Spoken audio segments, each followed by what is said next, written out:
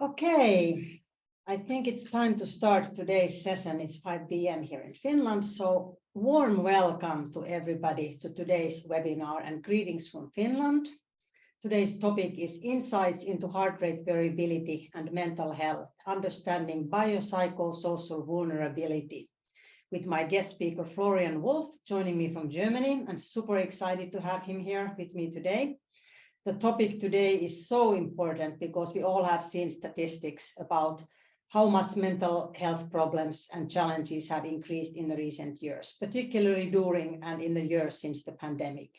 And today's topic should be especially valuable for those of you who are coaching clients and want to gain a deeper understanding into your clients' physical and mental well-being, how to draw meaningful conclusions from whatever kind of data you are using, and also how to learn to see warning signs early enough. I'm Tiina Hoffman, exercise physiologist and master trainer from Firstbeat. And before I introduce Florian, just a few housekeeping items. The session is going to last 45 minutes. You can write questions in the Q&A box during the session, and then we are going to read them at the end, and Florian will answer them. And also we're going to record the session, and the recording will be sent to you afterwards. We have a lot of new listeners online today, so a short introduction to Firstbeat to start with. So we are operating here in Finland, where I'm sitting today, and we have been working in this area of measuring people's heartbeats for 20 years now. We are widely considered a pioneer in heart rate variability and physiology-based coaching and analytics. Our aim is to provide professional-grade physiological data for both wellness and sports to improve the performance of individual athletes, teams, and individual working age people, normal people who want to improve their well-being. We have over 1,000 elite sports teams worldwide who use Firstbeat sports solutions, and just recently we welcomed our 1,000th health and wellness partner company who is using Firstbeat Life in their business. So we are growing and trying to go bigger still. And today, a few background about Firstbeat Life, which is a comprehensive tool for individual health and wellness management for the individual and also for the coach working with the individual. So the idea is to provide detailed data about things like stress and recovery, the balance between stress and recovery, sleep, physical activity, exercise intensity, also body's resources. The data also tracks the subjective well-being of the person, so you can use that as one of the variables that's being tracked. The Firstbeat Life solution provides notifications to the client and to the coach if the results are repeatedly very poor, if there is some kind of sign of overload, for example. And all of this is available for the client in the app and then for the coach via the admin program. And it's all based on very accurate, what we call professional grade ECG-based data. So measuring every heartbeat at a detailed accuracy to determine stress and recovery and all of these other things that we mentioned here. Lots of scientific validation behind the method, and feel free to visit the Firstbeat website if you want to learn more about our background and read what all is in there.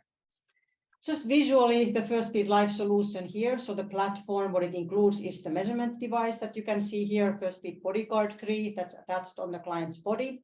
And then that's paired with an app on the client's phone, and the client gets to see their own result on the app each time after they end a measurement. And then the coach gets access to the client's results via the admin portal, so they can get familiar with the results and then provide accurate and focused coaching for them.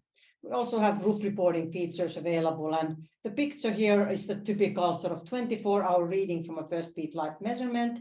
The red color, as many of you already know, means some kind of stress reaction, positive or negative stress, and Florian will share some of his experiences on what are maybe the types of warning signs that we can see in that to know that something is not wrong, the green or something is not right with the person. And the green color meaning recovery or the parasympathetic nervous system activating. And the coaching discussion sort of starts pondering on these kind of graphs and understanding what all of it means. And just for background, I'll show a couple of examples here, and then I'm sure we'll hear more in Florian's presentation.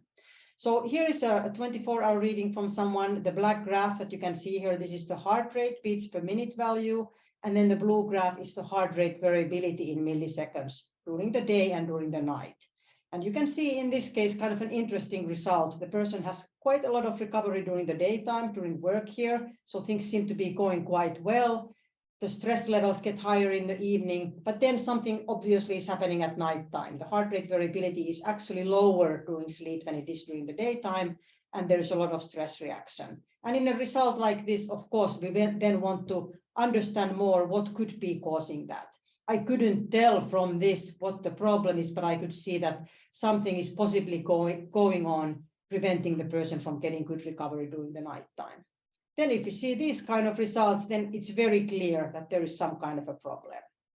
Nothing but stress reactions all day and all night. The heart rate level stays very elevated and high also during the sleep period, and heart rate variability is very low. So clearly in this kind of a case, there is some kind of overload, whether it's mental or physical overload. Perhaps they went out drinking in the evening, which could be causing a result like this. So there's always a bit of detective work for the coach to try to understand the explanations behind the result. But this clearly would be some kind of a red flag to understand a little bit better. And just to sort of highlight the idea that to track what are the problems behind the data, it always takes good interviews and good understanding. But on a large scale, when we look at our big data, our database where we have tens of thousands of measurements, we have found a quite clear correlation between people who are feeling well and their stress and recovery balance score versus people who are feeling poorly. So they fully disagree with the statement of I'm feeling well. So these people here are subjectively feeling the worst. Also, you can see that a smaller percentage of them are getting good results in the stress and recovery balance. Whereas the people who are rating their subjective well-being as good, in general, are getting a better stress and recovery balance scores in their Firstbeat results. Doesn't mean that it's like that with everyone, of course, but over the big data, there is some kind of a connection between how you're feeling subjectively and what the physiological result is like.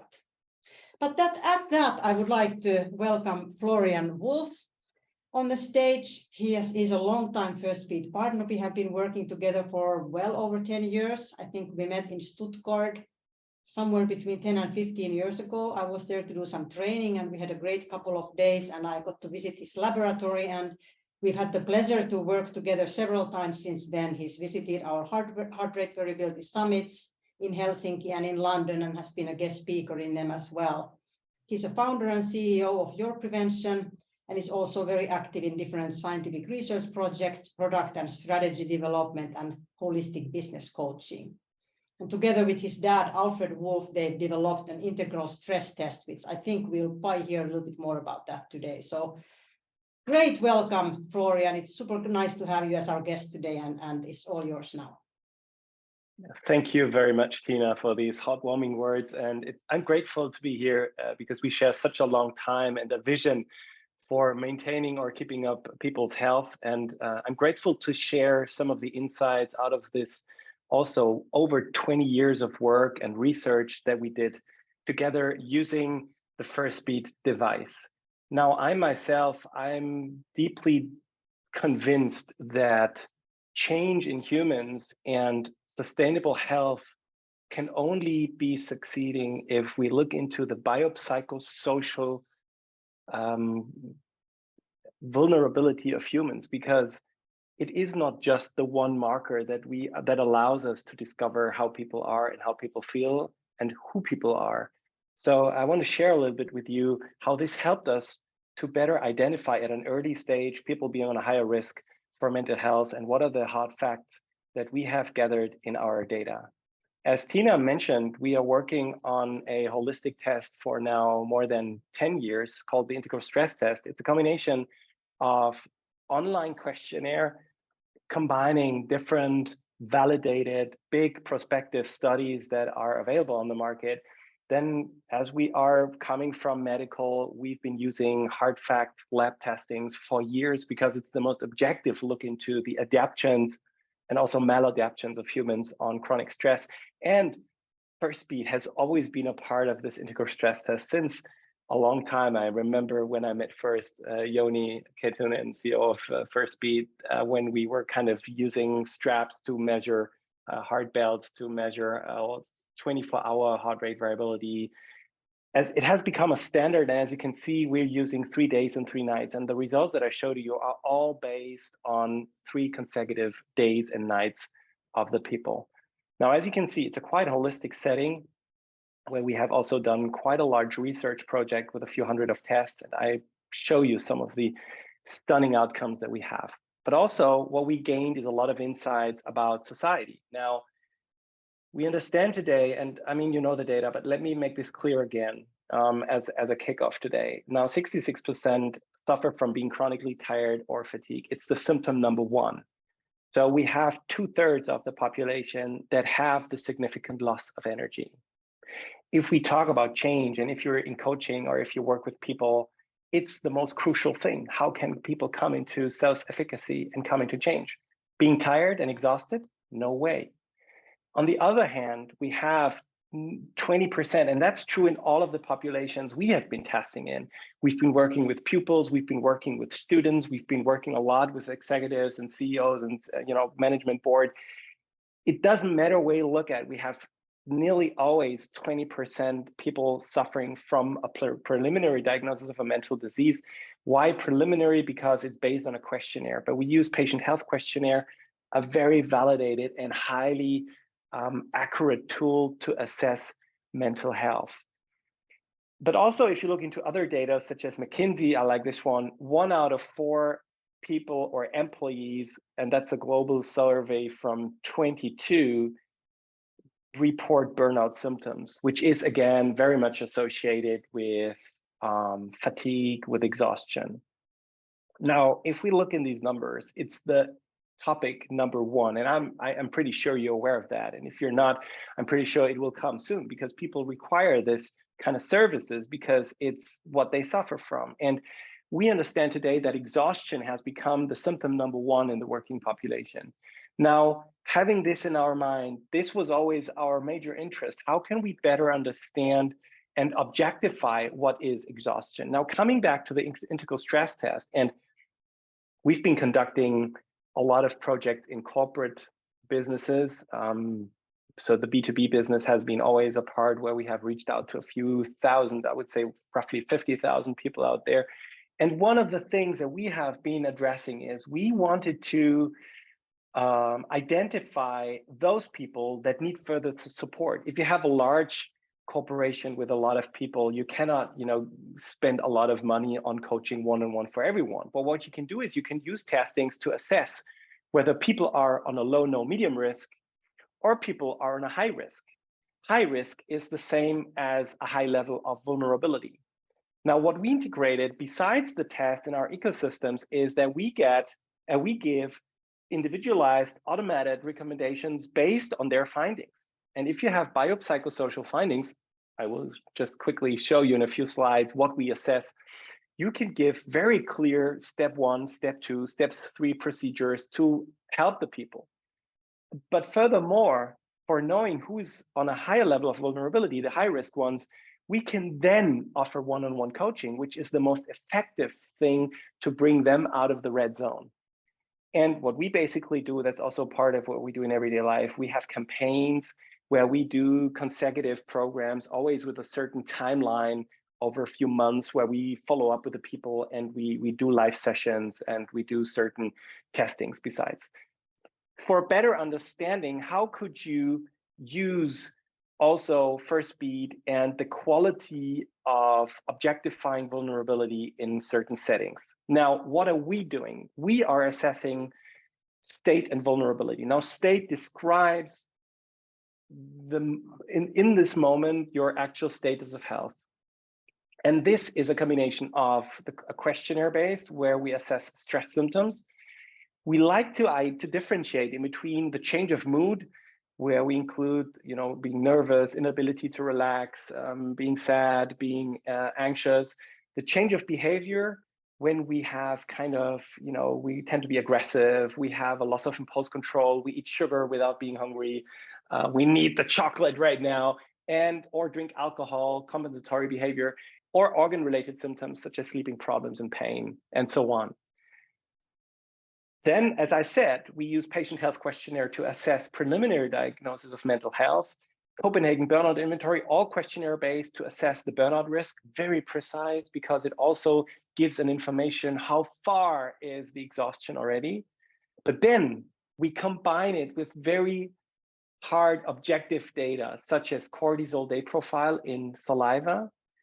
The dopamine, if it's low, it's a marker of vulnerability. The noradrenaline, if it's high or low, it's a marker of vulnerability, and the low serotonin. The interesting thing about the neurotransmitter and the stress hormones is that change of mood, change of behavior, and symptoms are mostly related to the change of the neurobiological equilibrium. We're not born like this. So there we have an objective proof why people have this significant change in mood and in behavior, and also in mental health. But last but not least, we always have heart rate variability where we have the markers RMSSD at night, which is the quality of recovery. We look at the quantity of recovery, and I will just give me a few minutes. I will explain to you what the quality of these different markers are. And we also look into high day stress, which is we use the markers low RMSSD and SDRR during the day. Important here, we're always looking at when we talk about day stress, we talk about the time when being awake, because some devices today, they kind of they summarize 24 hours. If you have a good rest and you go early to bed, you would kind of have better values, even though having had huge stress at work. So that is a little bit kind of annoying. So high day stress means it's the time when being awake. Now, let's look a little bit into the findings from our research that we just did.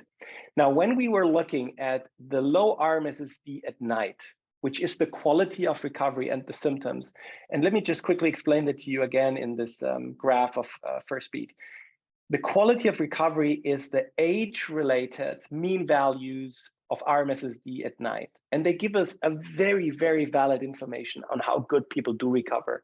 And as you can see, those people who had an average all over the 3 nights, a low RMSSD in the red zone, which is here, the low area, they had a significantly elevated probability of having loss of energy and exhaustion, but also lack of composure, lack of self-control, and anger. So there were significant symptoms related to the loss of quality of recovery.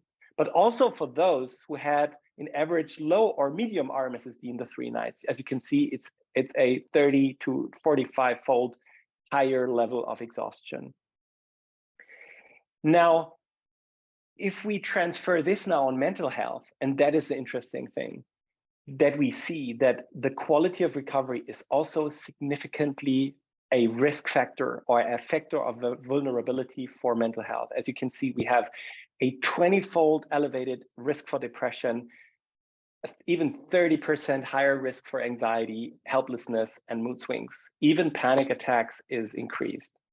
So you see, people that do not adequately recover, especially if it's over the 3 nights, and let me just quickly explain why we look into 3 nights, because if there is 1 night where you've been out and partying or doing something excessively, such as sports or something, that would show in the night. So that is not really representative.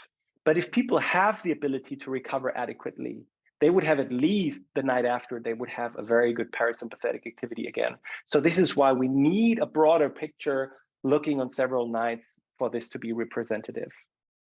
But it's also the quantity of recovery. So if we look into the sleep time, which is here underlined, you see that this person has probably just 3/4 of the night being in a parasympathetic activity, and only 72% were a parasympathetic activity, and the rest was stress. Now, also the quantity of recovery is a high factor that is inducing mental health, as you can see here, 15-fold, 20-fold, and for all of these different kind of changes in mental health. But furthermore, we were always focusing on sleep.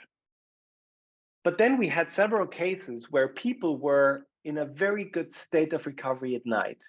So they had very good RMSSD, they had also very good percentage of recovery at night, but still they had significant symptoms.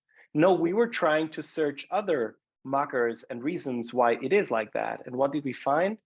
We found those people who have also significant high day stress, no matter how good they do recover, they are also having significant increase of certain symptoms, such as sleeping disorders, again, fatigue, and exhaustion, also nearly 45 times higher than in the normal population.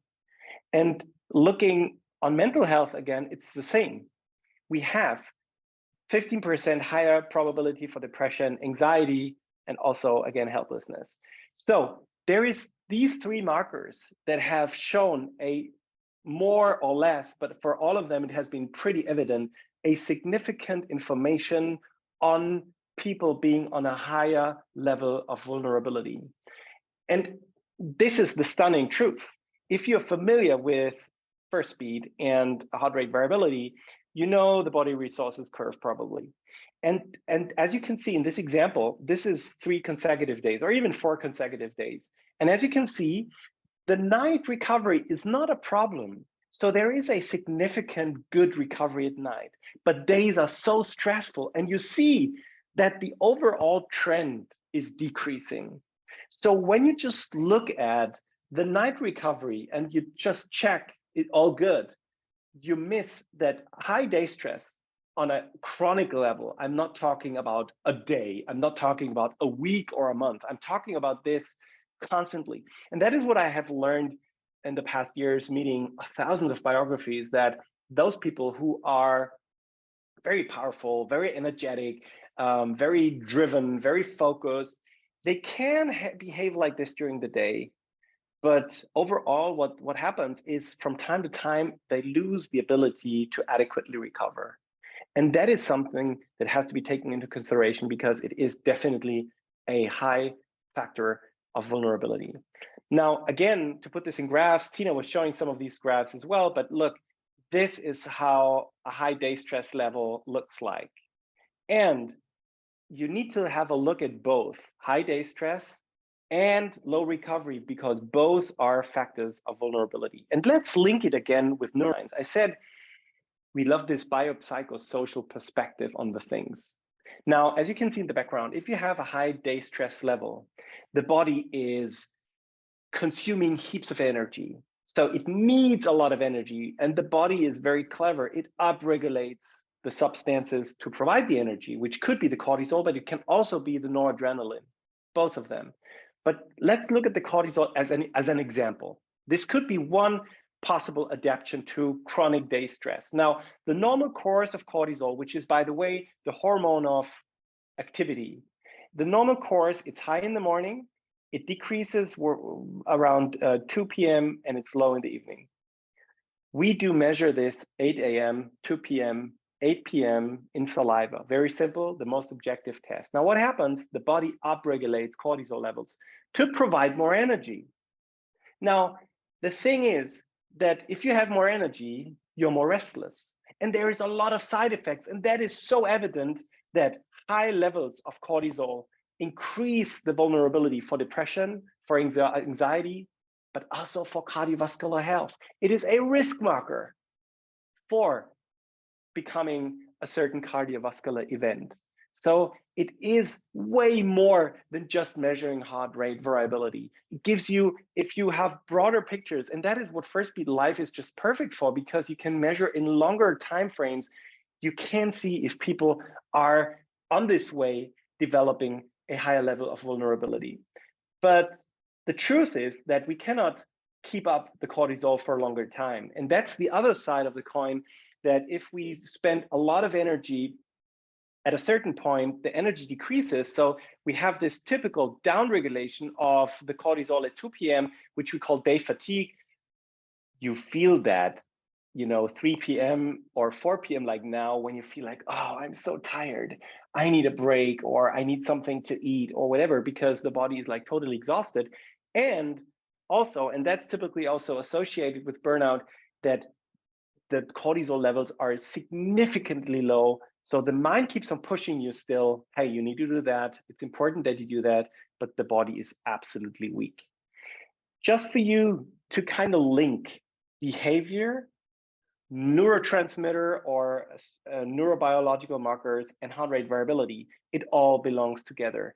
And the thing is, the change of behavior and neurobiology are a vicious cycle that needs to be broken, which means if you behave very actively and you're very much stressed, your system upregulates. If it's upregulated, you cannot relax or sleep good or just go for a break.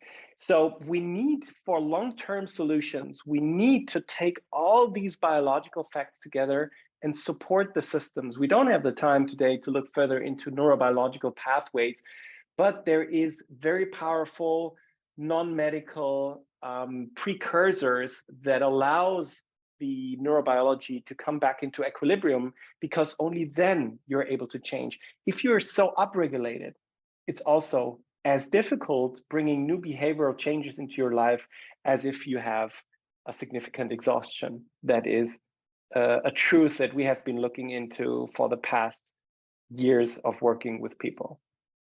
I integrated again this slide for you to kind of see this stepwise development of vulnerability. It is not true for all people. Sometimes you just jump from one to another level. But see, the first indicators are restlessness.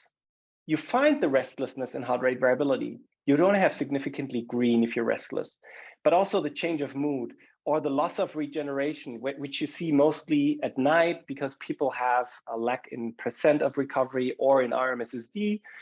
And that is significantly already this first step where we speak from a increased vulnerability. And if there is a severe exhaustion, which means even if you have had a weekend and you recovered well, you don't feel fully recovered, or you go on holiday and it takes you at least 3, 4, 5, 6, 7 days to calm down, this is a significant sign that the system has lost its ability to adequately switch off.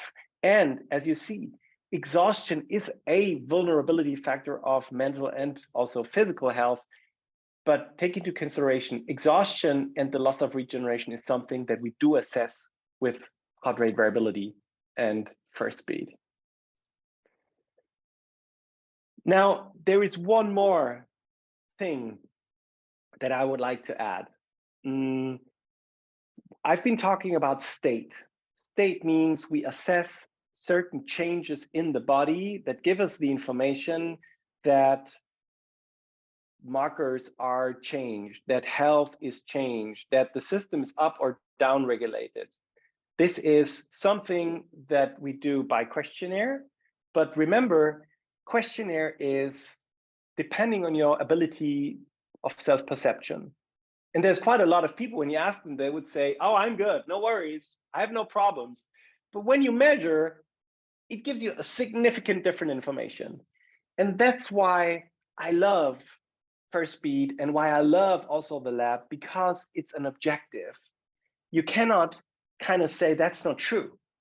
And sometimes your body and your mind is totally opposite, because your mind keeps on telling you, okay, this feels good, like television, like drinking a glass of beer, like scrolling on social media, eating something sweet. I know it tastes good, I love sweets, but the body would sometimes give you a significant different information. Now, this is state. But on the other side, if we talk about vulnerability, and that's what we are now deeply diving into, is this perspective on traits. Traits are personality types, character, which is, by the way, very much determined by our education, our relationship with parents, family, our experiences that we have had in childhood, but also in adulthood. It just doesn't matter. Why am I telling you this? Because when we talk about vulnerability, very often it comes, especially in coaching, it comes to the certain point where people ask, okay, now I have understood that I have a certain issue where I need to take care of, but how can I prevent to get there in the near future again? And that's where we have to talk about these traits and vulnerability. And one thing that we do assess is these so-called stress amplifying thoughts and motives. And why am I telling you this? Because it is also very much associated with what we see in heart rate variability. Because people that have a high level of perfectionism, or people that are, having this missing dissociation, which can be described as people having difficulties to say no.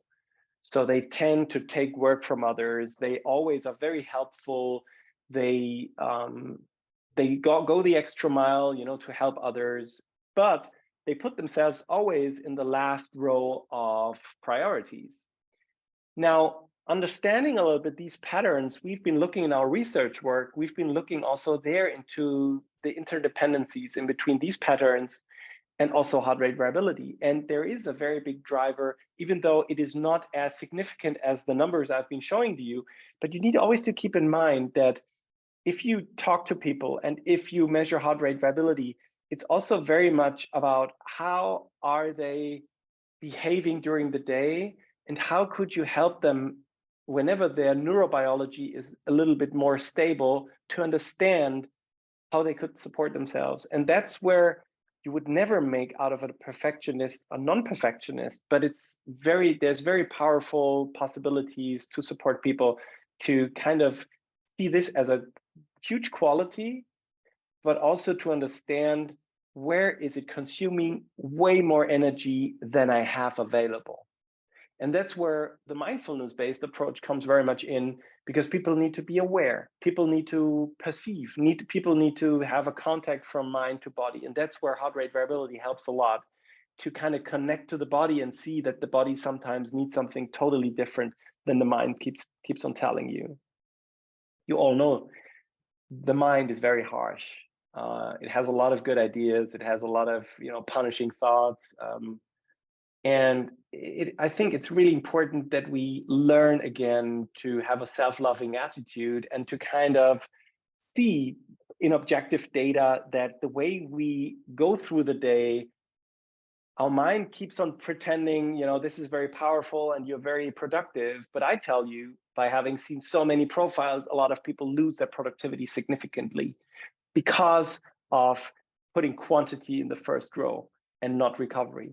And I know recovery needs to be learned again, but it can be learned with so-called micro pauses.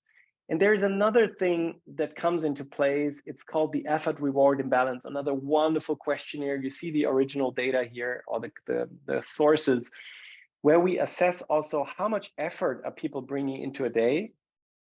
You understand now the link. High day stress is definitely directly associated with high effort. So if people have a high effort, they would always have significant high day stress. It's just rare that people have a high effort and they are totally relaxed. And another thing, and that's more on the mental side, it's the so-called the overcommitment. The overcommitment is described as the very intense, permanent thinking about your job.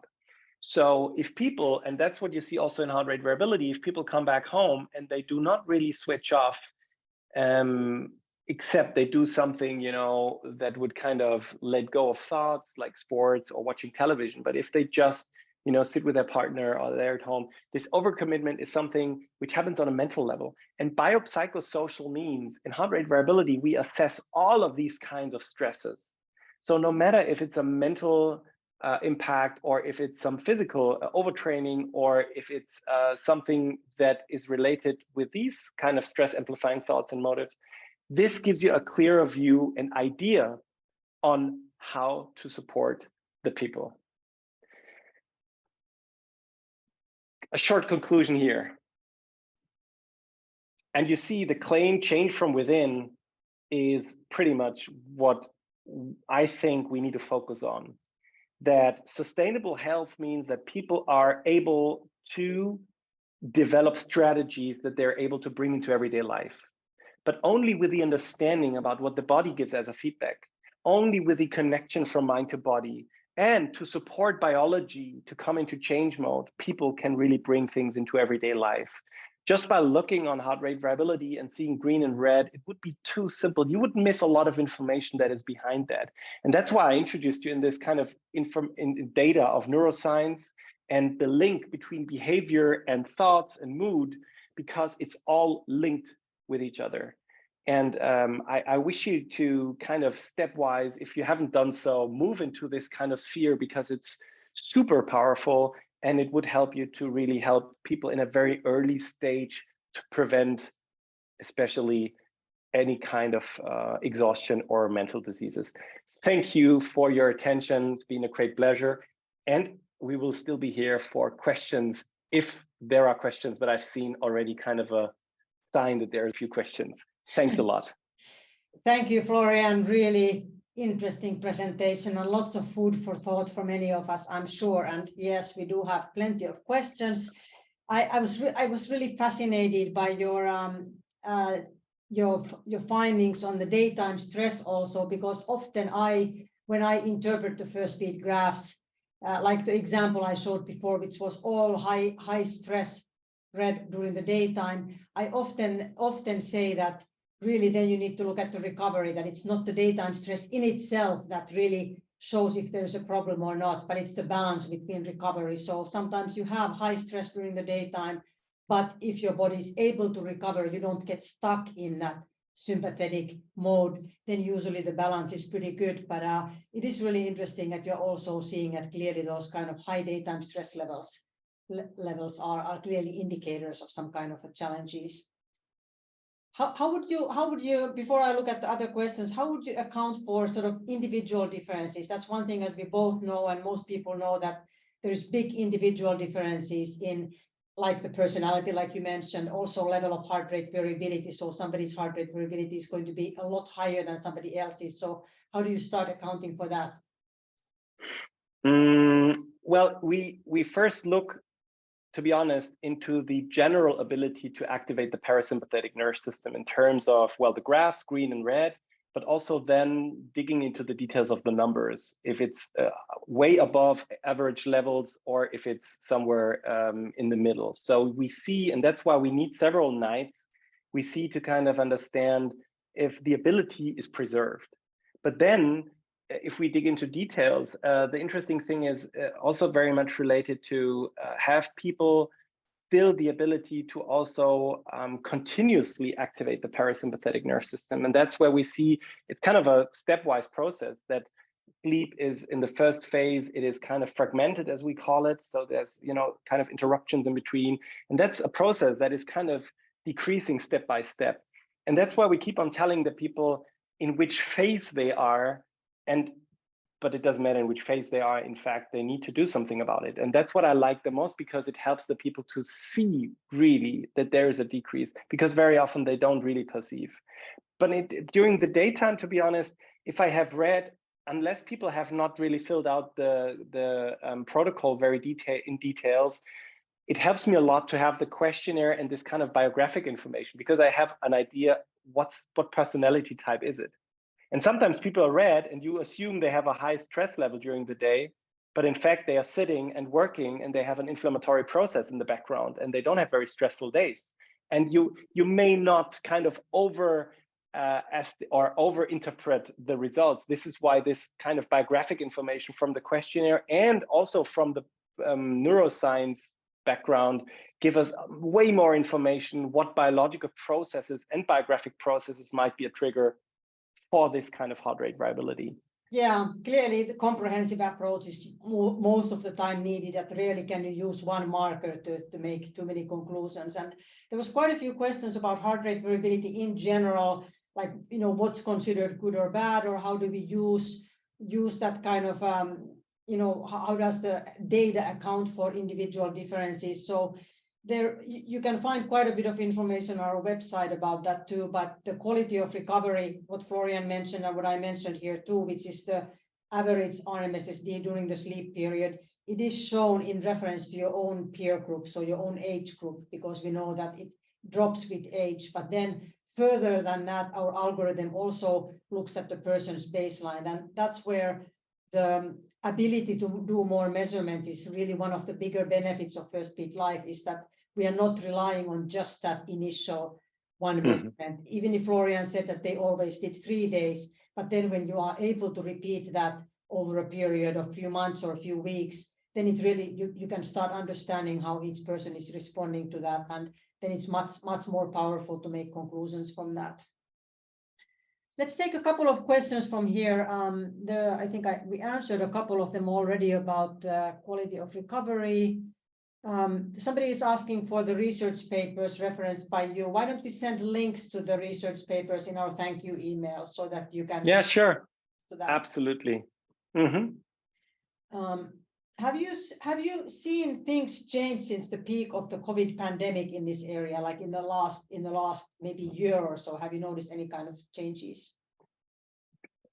Well, we haven't really done statistical analysis on data before and after, but what I can tell you is that the increase of mental health and exhaustion has significantly increased. We have been supporting several corporate companies, larger companies with 30,000 employees plus during the pandemic. And that's why we've been really close to what was happening in the companies. And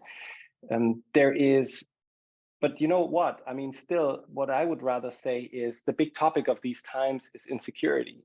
And it's still there. I mean, even COVID is kind of past, but still we have so many things that are insecure that this is, again, this kind of neurobiological explanation. But what we see also in heart rate variability, that with this ongoing insecurity, we see also that a lot of people have lack of recovery. They don't sleep as good. They have higher stress level during the day. And that is something that we have seen since the pandemic, but it still keeps on going today, and especially in young people. So I see as the biggest increase in mental health, I see in the young people, because we've been working with people 20 years onwards till 30. That is one of the big burdens that I see these days. Yeah, that seems to be, at least in the Western world, seems to be definitely a common phenomenon. There's a question here, it's a tough one. Is there a way of identifying mental health issues like stress or anxiety before they become serious problems? I mean, we've been sort of talking about that all day today, that I don't think there is a magic trick for detecting that, but that's what many of us are doing this work for. We have, many of you have coaching approaches that you're using questionnaires, you're using data with that specific aim of highlighting and seeing problems before it's too late. And clearly with something like burnout, that's absolute key, because if you don't see those red flags and you don't notice problems, by the time the person is actually in burnout, then it's a really long road for recovery, isn't it? Very long road. Yeah. Well, you cannot really read this out of heart rate variability. That's why I presented to you a biopsychosocial perspective on it.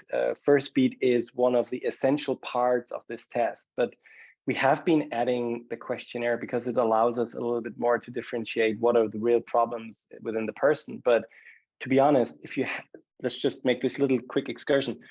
If you have an emotion such as anxiety, it will disappear again. There is an event, you're anxious. If the event is over, it will disappear again. If you're in a constant state of anxiety, and that's what I showed you with the increased cortisol, this is very well evidence-based that the increase of cortisol triggers anxiety, and not just anxiety, also mental health issues with anxiety, chronic anxiety.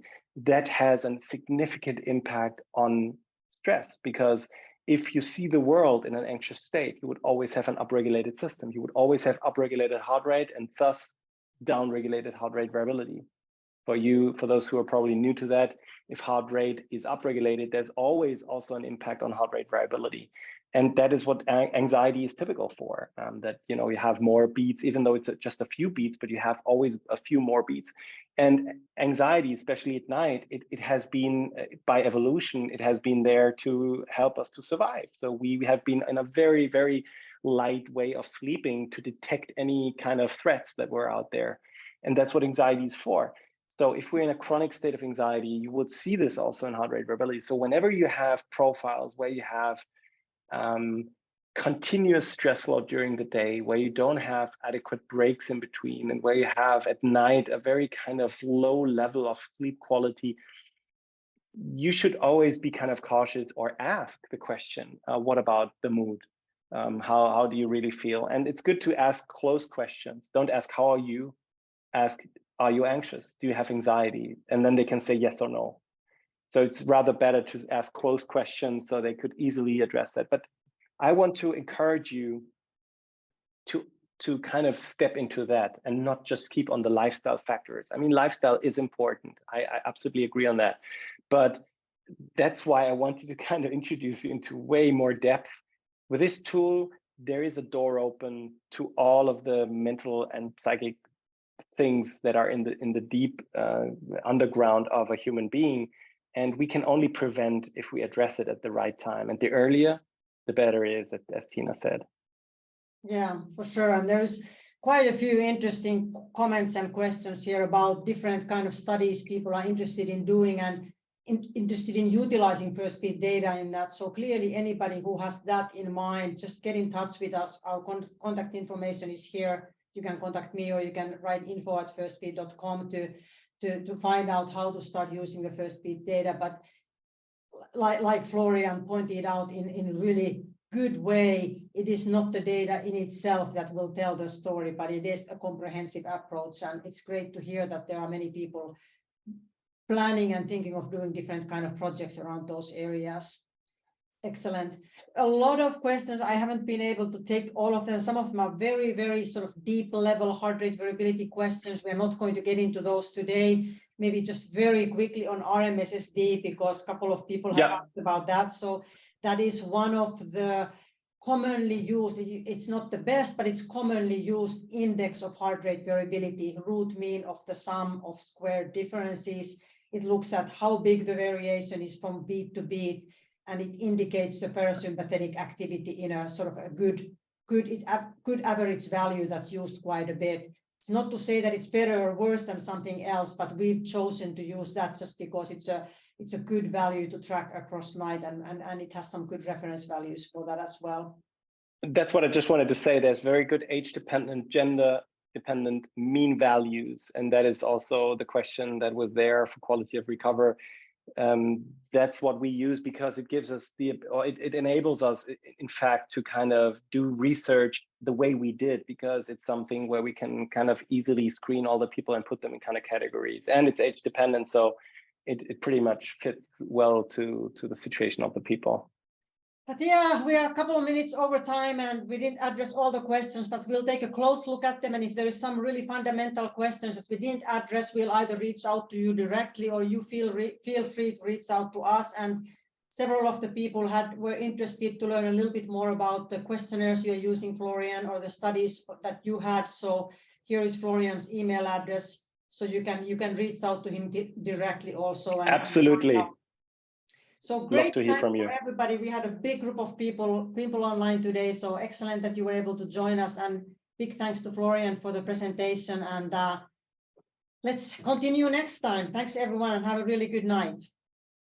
Goodbye, everyone. Bye-bye.